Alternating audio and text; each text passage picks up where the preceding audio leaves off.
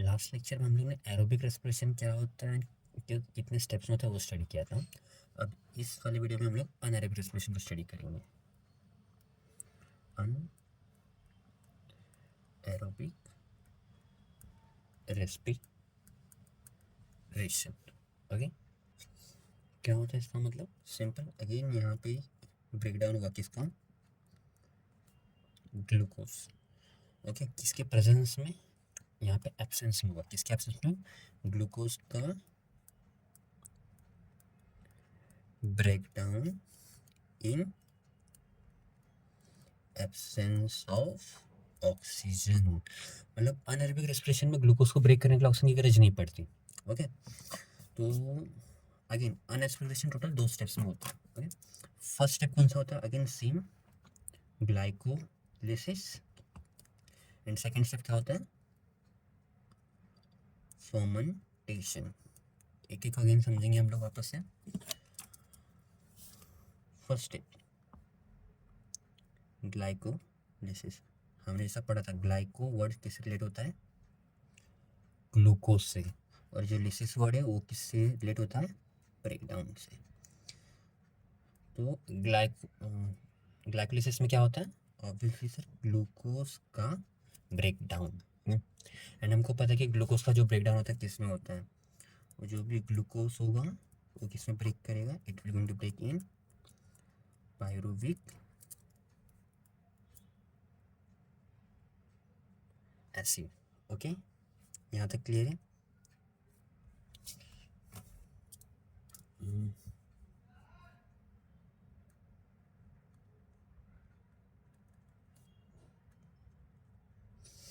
Again कितने pyruvic acid बनते हैं टोटल? 2 पायरिक एसिड बनते हैं, अभी एक ग्लूकोज मॉलिक्यूल से, ओके। क्योंकि ग्लूकोज कितने कार्बन का रहता है? It is made up of 6 carbon. And single जो पायरिक एसिड रहता है वो कितने कार्बन का होता है? वो 3 कार्बन का होता है। तो इसलिए एक ग्लूकोज मॉलिक्यूल ब्रेक होने पर 2 पायरिक एसिड बनता है। अब वो जो भी हो, इतना हो गया। अब जो पायरिक एसिड रहता है वो हम लोगों ने एरोबिक रेस्पिरेशन में पढ़ा था कि ये सर एसिटाइल कोएंजाइम में कन्वर्ट होता है एंड फिर क्रेब्स साइकिल में टेक पार्ट करता है। बट अगेन यहाँ पे हम जो पढ़ रहे लोअर ऑर्गेनिज्म या फिर जो बैक्टीरियाज बैक्टीरियाज होते हैं, ओके, दे आर प्रोकैरियोट्स।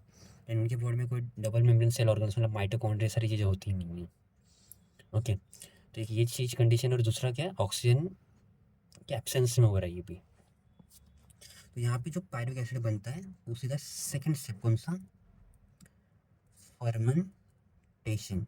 तो फर्मेंटेशन में क्या होता है? जो भी पायरुविक एसिड का फॉर्मेशन हुआ है वो पायरुविक एसिड को कन्वर्ट कर दिया जाता है कोई भी ऑर्गेनिक एसिड में या फिर किसी भी या फिर अल्कोहल में, ओके।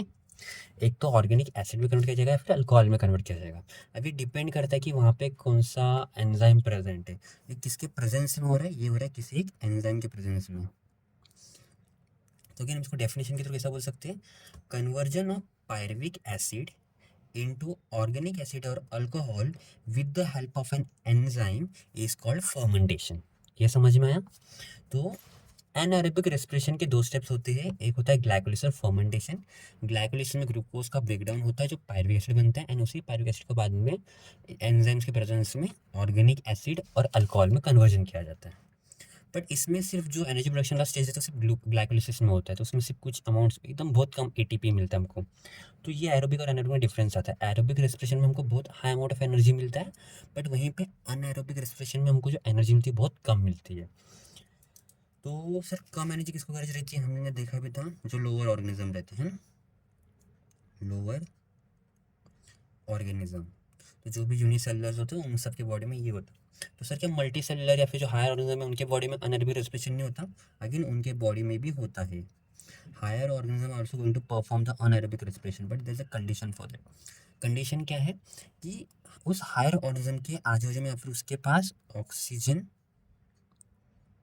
लेवल कम होना चाहिए, ओके। तो ऑक्सीजन लेवल हमारे बॉडी में कम कब होता है हायर लिविंग ऑर्गेनिज्म के बॉडी में? सर जब वो कोई भी एक्सरसाइज करता है फिर रनिंग करता है, तो एक्सरसाइज रनिंग करने के कारण बॉडी में ऑक्सीजन कम हो गया, बट हमारे बॉडी को तो एनर्जी चाहिए ही चाहिए। तब हमारा बॉडी ना चाह के भी अनएरोबिक रेस्पिरेशन के थ्रू एनर्जी प्रोडक्शन करता है, इवन दो उसमें थोड़ा कम अमाउंट ऑफ एनर्जी मिलता है। बट यहाँ पे अगेन जब कोई भी एनिमल या फिर हायर ऑर्गेनिज्म जब क्या करेगा, वो अनएरोबिक रेस्पिरेशन करेगा, तो उसको एनर्जी तो मिल जाएगा एटीपी के फॉर्म में, बट वहाँ पे एक चीज़ प्रोडक्शन होता है जिसको हम क्या बोलते हैं, लैक्टिक एसिड का फॉर्मेशन होता है। ओके, एंड ये लैक्टिक एसिड हमारे बॉडी में एक्यूमुलेट होने लगता है, जिसके कारण हमको मतलब एक ऐसा थकावट ये सब फील होने लगता है। समझ में आया?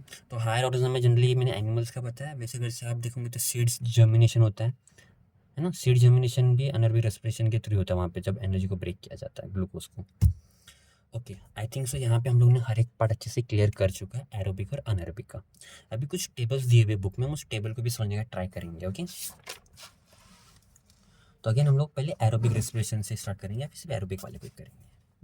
तो हमने पढ़ा था कि सिर्फ हम लोग कार्बोहाइड्रेट्स आते हैं क्या, नहीं, हम लोग क्या जो खाना होता है उसमें लिपिड्स होता है, फैट है ना, क्या होता है फिर कार्बोहाइड्रेट्स भी होते हैं, और क्या होते हैं, प्रोटीन्स होते हैं। तो ये तीनों को इसके स्मॉलर मॉलिक्यूल में, जैसे लिपिड्स को ब्रेक किया जाता है किसमें, फैटी एसिड में। कार्बोहाइड्रेट कार्बोहाइड्रेट को ब्रेक किया जाता है किसमें, पायरुविक एसिड में। एंड प्रोटीन को ब्रेक किया जाता है अमीनो एसिड में। ठीक है, इतना क्लियर हुआ। फिर ये तीनों एसिड को क्रेब्स साइकिल के अंदर एंटर करना, पर ये सारे एसिड क्रेब्स साइकिल में पार्ट नहीं ले पाते, इसलिए इनको आइडेंटिटी चाहिए। तो वो आइडेंटिटी कौन रहता है हमारा,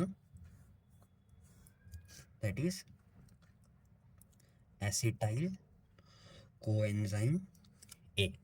ओके, एंड फिर हमको पता है कि सर यही फिर एसिटाइल कोएंजाइम ए नेक्स्ट की तरफ पार्ट करता है, टेक पार्ट लेता है। सर ये टेक पार्ट लेता है क्रेब्स साइकिल में, एंड फिर उसी से हम लोग को क्या मिलता है, एनर्जी फॉर्म होता है, साथ में जो वेस्ट बाय प्रोडक्ट रहता है CO2 एंड वाटर मॉलिक्यूल्स भी फॉर्म होते हैं जो रिलीज हो जाते हैं।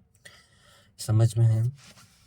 तो ये बुक दिया, तो इसको बस इतना सिंपल वे में याद रखना। बस यहाँ पे आपके बुक में बीच में लिखा हुआ ग्लाइकोलिसिस, तो प्रोसेस का नाम लिखा हुआ है जिसके थ्रू कार्बोहाइड्रेट्स पायरुविक एसिड में कन्वर्ट होता है। तो अगेन इतना ही पार्ट था, तो यहाँ पे मैं मेंशन कर देता हूँ, तो कन्फ्यूजन हो जाएगा ये कैसा आ गया, ग्लाइकोलाइसिस। ठीक है, ये किसका है, एरोबिक रेस्पिरेशन। अभी हम यहाँ पे बात करेंगे अनएरोबिक रेस्पिरेशन की। ओके, तो अनएरोबिक रेस्पिरेशन में अगेन हमने देखा था कि सर वो कोई लिविंग ऑर्गेनिज्म में अलग अलग रहता है ना। तो उसको देख लेते पहले। मान लो हम ग्लूकोज की बात करते हैं, तो ये जो ग्लूकोज है, तो ग्लाइकोलिसिस होगा ग्लूकोज के थ्रू। क्या होगा यहाँ पे पहला, ग्लाइकोलिसिस। ग्लाइकोलिसिस में क्या होगा, ग्लूकोज का ब्रेकडाउन होगा। ओके, हमको पता है क्या बनता है उसमें, एक ही चीज बनता है, पायरुविक एसिड। क्या बनता है, pyruvic acid. Okay, and again क्या बनता है, पायरुविक एसिड। अब ये डिपेंड करता है कि कौन से टाइप के एनिमल्स या फिर लिविंग ऑर्गेनिज्म है। अगर से मैं ह्यूमन की बात करूँ, तो इंसान के जो सेल होते हैं, है ना, तो ह्यूमंस के सेल में अगर से अगेन आगे तो फर्मेंटेशन ही होने वाला है, तीनों में फर्मेंटेशन होगा, है ना। तो नेक्स्ट प्रोसेस नाम है फर्मेंटेशन। ओके, तो अगर से वही फर्मेंटेशन कहाँ हो रहा है, इंसानों के सेल में हो रहा है, ब्लड में हो रहा है, तो वहाँ पे कौन सा एसिड का फॉर्मेशन होता है, वहाँ पे फॉर्म होता है लैक्टिक एसिड। ओके, तो फर्मेंटेशन क्या होता है, लैक्टिक एसिड। और लैक्टिक एसिड किस जगह पे फॉर्म हो रहा है, सर ह्यूमन के मसल्स सेल्स में। तो यहाँ पे हम लिख सकते हैं मसल सेल्स और एरिथ्रोसाइट्स, मतलब RBC की बात हो रही है। ठीक है, अब नेक्स्ट वाला सेकेंड है, इसको ले लेते हैं हम लोग। अगर से यही फर्मेंट, आगे नेक्स्ट क्या होगा सर, नेक्स्ट हमारा फर्मेंटेशन ही रहने वाला है। फर्मेंटेशन हुआ, बट अगर फिर ये फर्मेंटेशन में क्या फॉर्म होगा, अल्कोहल। तो अल्कोहल कौन से माइक्रो ऑर्गेनिज्म के प्रेजेंस में फॉर्म होता है, वो होता है फंगाई, दैट इज ईस्ट। तो ये याद रखना है। ओके, ये मसल्स, ह्यूमन मसल में, ये ईस्ट में। अब जो दूसरे माइक्रो ऑर्गेनिजम्स रहते हैं वो भी तो रहेंगे ना, तो उनके थ्रू भी कुछ ना कुछ फॉर्म होता रहेगा। तो उनके थ्रू क्या आना था देख लेते हैं। पहला तो नेक्स्ट स्टेप का नाम क्या है सर, पहला तो फर्मेंटेशन होगा पायरुविक एसिड के बाद। अब इस फर्मेंटेशन से अलग अलग केमिकल्स का फॉर्मेशन होता है, जैसे आपकी बुक में दिया हुआ है, कुछ लिखा हुआ है विनेगर्स, कुछ लिखा हुआ है विटामिन्स एक्स्ट्रा। ओके, एंड ये किसके थ्रू फॉर्म हुए? सर जो अलग अलग माइक्रोब्स होते हैं, ठीक है, ये उनसे फॉर्म होता है। यहाँ तक क्लियर है? इजी था, याद रहेगा।